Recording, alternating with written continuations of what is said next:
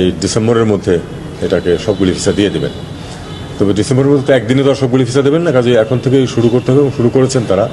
গতি এখনও কম, আমরা চেষ্টা করব যে এই গতিটা যাতে বাড়ে, যাতে করে আসলেই 20,000 ভিসার বা তার কাছাকাছি অন্তত যেন এই বছরের শেষ নাগাদ ইস্যু হয়ে যায়। বাকিগুলো আর একটু সময় লাগবে। এটা আবার যারা ভিসা প্রার্থী যারা, তারাও সেটা জানেন এবং তারা সেটা মেনেও নিয়েছেন, কিন্তু তারা বলছেন যে অগ্রগতি হলে আমরা আশা করতাম যে পরবর্তী 3 মাস 6 মাসে আমাদের এটা শেষ হবে।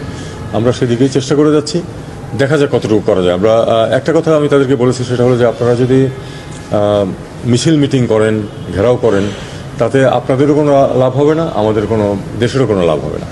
কারণ যদি তারা ভয় পায় তাহলে বরং আরও লোকজন হয়তো চলে যাবে, সেক্ষেত্রে দেখা যাবে যে আপনাদের ভিসা ইস্যু হচ্ছেই না।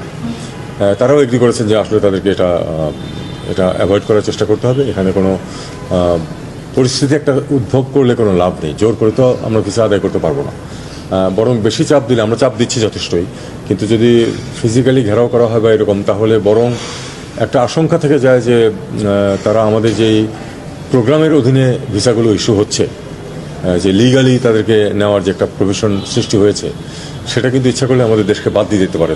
তারা যদি থ্রেটেন ফিল করে তাহলে সেটা বাদ দিয়ে দিতে পারে। এই আশঙ্কাটার কথা আমি তাদেরকে জানিয়েছি এবং তারা সেটা অ্যাপ্রিসিয়েট করেছেন। আমি আশা করি যে শান্তিপূর্ণভাবে এটা সমাধান হবে।